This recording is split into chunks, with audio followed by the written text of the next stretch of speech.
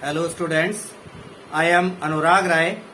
In this video, I am going to explain the third poem from your poetry section, English textbook Flamingo NCERT class 12th. The name of the poem is Keeping Quiet, written by Pablo Neruda. So students, there will be line by line thorough translation of the poem from English to Hindi.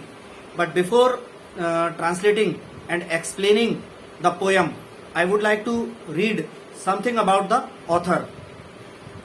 So Pablo Neruda, 1904 to 1973, is the pen name of Neftali Ricardo Reyes Basalto, who was born in the town of Parral in Chile. Pablo Neruda, जो कि लेखक का official name नहीं है, pen name है. कई सारे कवि जो होते हैं, लेखक होते हैं, अपनी कविताएं या अपनी लिटरेरी वर्क्स अपने एक पेन नेम, लेखक वाले नाम के तहत करते हैं, लिखते हैं. तो लेखक का पूरा नाम नेफ्टाली रिकार्डो रेइस बेसाल्टो था, जो कि 1904 में चिली देश के पराल शहर में पैदा हुए थे और इनकी डेथ 1973 में हुई थी. Neruda's poems are full of easily understood images which make them no less beautiful. Neruda की कविताएं जो हैं वो आसानी से समझ में आने वाली आकृतियों से पूरी तरह से भरी हुई होती हैं, जो कि इनकी कविताओं को कम सुंदर नहीं बनाती. He won the Nobel Prize for Literature in the year 1971. उन्होंने सन 1971 में साहित्य के लिए नोबेल पुरस्कार जीता. In this poem, Neruda talks about the necessity of quiet introspection and creating a feeling of mutual understanding among human beings. इस poem, जिसका नाम है कीपिंग क्वाइट, मतलब शांत रहना या चुप रहना, इस पोयम में कवि जो है शांत आत्म मंथन या आत्म निरीक्षण की आवश्यकता, इसके महत्व के बारे में बात करता है और एक ह्यूमन बीइंग्स के बीच, इंसानों के बीच एक आपसी समझ की भावना को क्रिएट करने, निर्मित करने की कोशिश करता है. तो इस पोयम में ऑथर जो है, लेखक जो है, वो चाहता है कि हम लोग शांति या चुप्पी के महत्व को समझें. तो शांति का या चुप्पी का क्या महत्व है उसे उजागर करने की कोशिश करता है, जिसके द्वारा कवि ये हम लोगों को ये बताने की कोशिश करता है कि कैसे हम लोगों की चुप्पी या हम लोगों की शांति, यहाँ पे चुप्पी या शांति से ये अर्थ नहीं है कि हम लोग मुंह बंद करके एकदम बिना आवाज किए बैठ जाएं.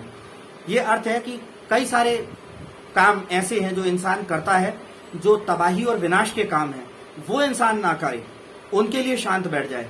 जैसे हम लड़ते झगड़ते हैं, कई देशों में आपस में जरा जरा सी बातों पे युद्ध होते हैं, झगड़े विवाद होते हैं, पानी को लेकर जंगलों को काटते हैं हम लोग. तो कई सारे ऐसे काम हैं जो इंसान करता है, जो इंसान को नहीं करना चाहिए.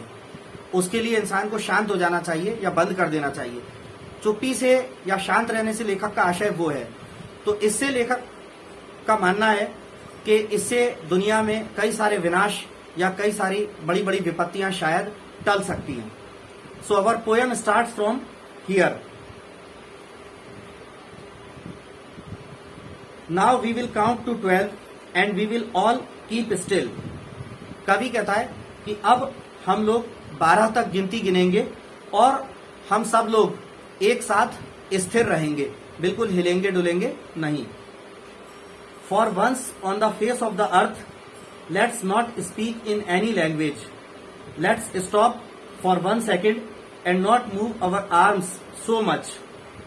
तो लेखक कहता है, चलो सिर्फ एक बार के लिए इस पूरी पृथ्वी पर किसी भी भाषा में हम लोग बात ना करें और चलो कुछ पल के लिए हम सब लोग, लेखक कहता है कि कुछ पल के लिए हम सब लोग रुक जाते हैं, शांत हो जाते हैं और किसी भी प्रकार के हथियार का, आर्म्स का, किसी भी प्रकार के अस्त्र शस्त्र या हथियार का प्रयोग नहीं करेंगे।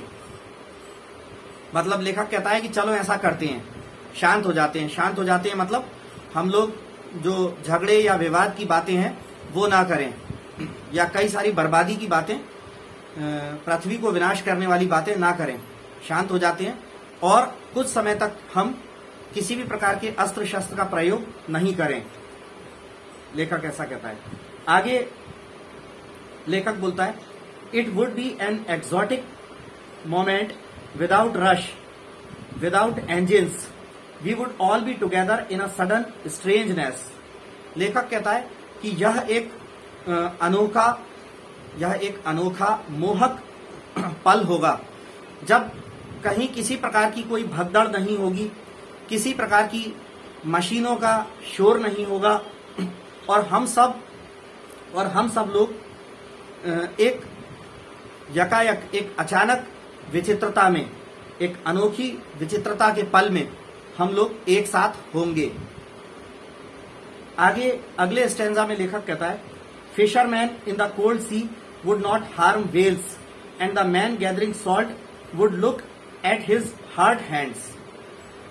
ये जो स्टैंजा है इसमें कवि ऐसा कहता है, हम लोगों से ऐसा निवेदन करता है कि हम लोग थोड़ी देर के लिए रुक जाएं, अपने काम धंधों को पर थोड़ी सी देर के लिए रोक लगाएं और खुद का ख्याल रखें। तो इस स्टैंजा में लेखक कहता है कि सभी मछुआरे ठंडे समुद्र में ना जाएं और किसी भी प्रकार की मछली को, वेल्स आदि या किसी भी प्रकार की मछली को हानि ना पहुंचाएं। मछलियों को जाल में, कांटे आदि में ना पकड़ें, किसी मछली को हानि ना पहुंचाएं। और जो लोग नमक इकट्ठा करने, नमक जमा करने का काम करते हैं समुद्र तट पर, तो उनके हाथ खारे नमक से जो है उनके हाथ खराब हो जाते हैं, उस पे जख्म हो जाते हैं। तो वे लोग भी अपने काम को रोक दें और अपने हाथों के जख्मों को थोड़ा देखें, उन्हें संभालें, उनका ख्याल करें। अगले स्टेंजा में लेखक कहता है, those who prepare green wars with gas, wars with fire, victory with no survivors, would put on clean clothes and walk about with their brothers in the shade doing nothing। तो लेखक कहता है कि जो लोग नए युद्ध की तैयारी कर रहे हैं, चाहे युद्ध गैस का हो या आग का हो, आग्नेय अस्त्रों के प्रयोग से हो या गैस आदि का हो, इस युद्ध में किसी एक की तो जीत होगी, लेकिन वो जीत कैसी होगी? वो जीत ऐसी होगी जिसमें कोई जिंदा नहीं बचा होगा, जिसमें कोई जीवित नहीं बचेगा। इसलिए वो युद्ध की तैयारी छोड़कर, लेखक कहता है कि इसलिए वो युद्ध की तैयारी छोड़कर अच्छे साफ सुथरे कपड़े पहने। इसका मतलब है कि युद्ध के इरादों को टाल दें और साफ नियत वाले, साफ दिल इरादे रखें, अमन चैन के इरादे रखें और अपने भाइयों के साथ छाया में, छायादार वृक्षों में, छाया में कुछ समय बिताएं, कुछ ना करते हुए। In the next stanza the poet says, what I want should not be confused with total inactivity. लेखक कहता है कि जो बात मैं कहना चाहता हूं उससे भ्रमित ना हुआ जाए पूर्णतः निष्क्रियता को मानकर। यानी कवि जो कहता है कि हम लोग कुछ ना करें, कुछ देर के लिए शांत रहें, कुछ ना करें, तो इसका ये आशय नहीं है कि हम अपना कोई काम धंधा ना करें और बिल्कुल शांति और निष्क्रियता में बैठ जाएं। काम धंधे अपने करें, लेकिन कवि उन चीजों को रोक देने या चुप रहने का सलाह देता है जो बर्बादी या विनाश की चीजें हैं, उन चीजों को हम ना करें। आगे कवि कहता है, life is what it is about. लेखक कहता है कि जीवन वही है जो वह हुआ करता है। I want no truck with death. कवि कहता है कि मेरा मृत्यु से कोई संबंध नहीं है। आगे लेखक कहता है, if we were not so single minded about keeping our lives moving, for once could do nothing, perhaps a huge silence might interrupt this sadness of never understanding ourselves and of threatening ourselves with death। तो आगे कवि कहता है कि आगे कवि कहता है कि यदि हम सब लोग अपने जीवन को चलते रहने देने के बारे में, इस लाइन में, if we were not so single minded about keeping our lifes moving, अगर हम सब लोग अपने जीवन को चलते रहने देने के बारे में सिंगल माइंडेड या एकीकृत मस्तिष्क वाले ना हों, and for once could do nothing, और एक बार के लिए सिर्फ कुछ समय के लिए हम कुछ ना करें, तो क्या हो सकता है? Perhaps a huge silence might interrupt this sadness of our never understanding ourselves and of threatening ourselves with death. तो जो हमारी खुद को कभी ना समझने वाली, हमारी जो खुद को कभी भी ना समझने वाली जो उदासी है, और हमारा जो मृत्यु के प्रति जो भय है, उसे शायद ये जो बड़ी चुप्पी है, ये एक देर तक की बड़ी चुप्पी है, ये उसे शायद हटा सकती है या उसे खत्म कर सकती है। आगे लेखक कहता है, perhaps the earth can teach us as when everything seems dead and later proves to be alive. तो लेखक कहता है शायद पृथ्वी हमें कुछ सिखा सकती है, ये धरती से हम कुछ सीख सकते हैं कि कैसे धरती पर बहुत सी चीजें कभी कभी मृत प्रतीत होती हैं, लेकिन बाद में एक समय वो पुनर्जीवित हो जाती हैं, उनमें पुनः से जान आ जाती है। जैसे उदाहरण के तौर पर ग्रीष्म ऋतु में, गर्मी के दिनों में पर्वतों आदि पे, जंगलों में वन सारे मुरझा जाते हैं, पेड़ों की पत्तियां झड़ जाती हैं, हरियाली पूरी खत्म हो जाती है ग्रीष्म ऋतु में। लेकिन बाद में जैसे ही वर्षा आती है, और ये सब ग्रीष्म ऋतु में हमें मृत सा प्रतीत होता है कि जंगल, पेड़ पौधे खत्म हो गए, मर गए हैं, लेकिन बाद में वर्षा के आने पर फिर से उन पेड़ों में नई जान आ जाती है, उन पे हरी पत्तियां आ जाती हैं।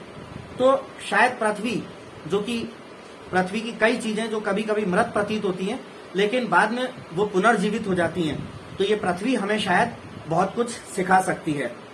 Now I will count up to 12 and you keep quiet and I will गो।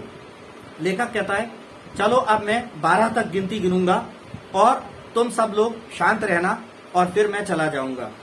तो इस कविता में कवि जो है हमें शांत रहने के महत्व को समझाने की, उसको उजागर करने की कोशिश करता है। और जैसा कि मैंने पहले बताया कि शांत रहने से आशय कवि का बिल्कुल चुप बैठने से नहीं है, और कवि ने जहां कविता में एक दो बार कहा था कि चलो हम कुछ समय के लिए कुछ भी ना करें, तो इससे आशय कवि का ये नहीं है कि हम अपने लाइफ के सारे काम धंधे बंद कर दें।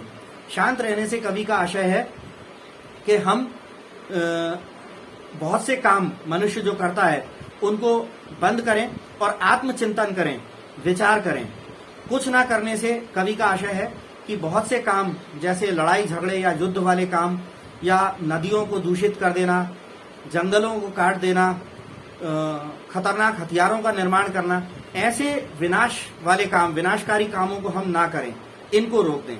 कवि का ये आशय नहीं है कि हम अपने दैनिक जीवन में चल रहे अपने मामूली कामकाज, अपनी लाइवलीहुड, अपनी आजीविका को चलाने वाले कामकाज, शिक्षा, दीक्षा, पढ़ाई आदि, इनको बंद कर दें। कवि का ये आशय नहीं है। तो वो यहाँ पर शांति या चुप्पी के महत्व को बताने की कोशिश करता है कि कैसे इस शांति से, मतलब बहुत सारे विनाशकारी कामों या बर्बादी के कामों को बंद कर देने और शांति से कैसे पृथ्वी पर विनाश टल सकता है और कैसे पृथ्वी पर खुशहाली आ सकती है। तो ये कवि की पोयम थी, keeping quiet. And students, I would like to request you once again, if you like my YouTube channel Anurag Rai English Tutor, please subscribe it if you haven't subscribed it so far. Thanks.